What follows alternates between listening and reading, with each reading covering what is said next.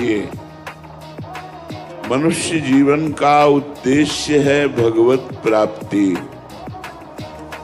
भगवत प्रेम प्राप्ति, भगवत साक्षात्कार, समस्त दुखों और विकारों से मुक्त होना।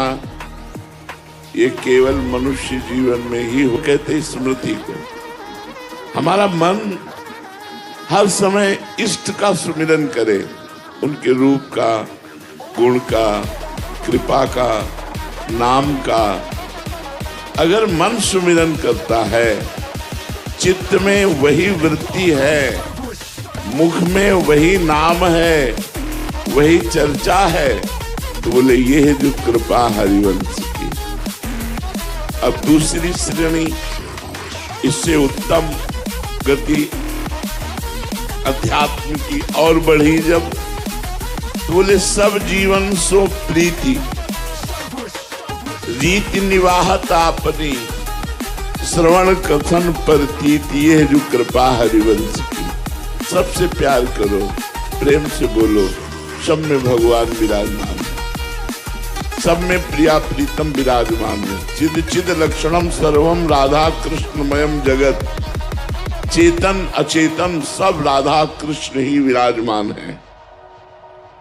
सबसे प्रेम से बोलो। हमारे आचार्य कहते सेवक जी, सब जीवन सो प्रीति, सबसे प्रेम से व्यवहार करो, लेकिन रीति निवाहत आपनी, किसी से स्वार्थ का व्यवहार मत करो, छल कपट का व्यवहार मत करो, निष्काम व्यवहार करती रहे। बड़ी महिमा कीर्तन की है। जो भगवान के नाम का कीर्तन आधा घंटा भी करते हैं अपने घर में, तो नाम संकीर्तनम यस्य सर्व पाप प्रणाशनम, नाम संकीर्तन सब पापों को नष्ट कर देता है। प्रणामो दुख शमनम तम नमामि हरिम परम। भगवान को साष्टांग प्रणाम करना, भगवान के सामने बैठ करके नाम कीर्तन करना, अपने घर में जो ठाकुर जी विराजमान है, रोज नियम पूर्वक कीर्तन किया जाए तो दूसरी भक्ति पूर्ण होती है। स्मरणम, श्रवणम, कीर्तनम, स्मरणम, स्मरण बहुत बड़ी भक्ति है ये। पश्यंती, यद्यपि ये नाम तीसरे सोपान पर है, पर ये समस्त भक्ति का फल है। जैसे समस्त गीता सुनने के बाद अर्जुन जी ने कहा, नष्टो मोहा स्मृति लब्धा तत्प्रसादान में अच्युता।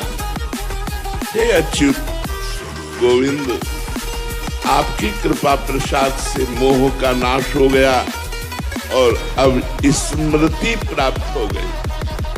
स्मृति 24 घंटे हर समय अपने इष्ट का चिंतन होना, लीला गुण रूप नाम धाम, ये सब हर समय प्रभु का चिंतन होना। ध्यान से सुनिए, जिसलिए आप आए हैं।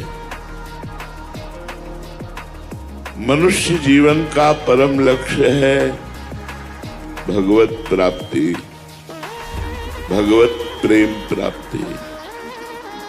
संपूर्ण हृदय से श्री प्रिया प्रीतम के चरणों में समर्पित हो जाना, रात दिन उठते बैठते चलते फिरते उनकी स्मृति में रहते हुए सारे कार्य करना, शास्त्र विरुद्ध कोई आचरण न होने पावे ऐसी सावधानी रखना,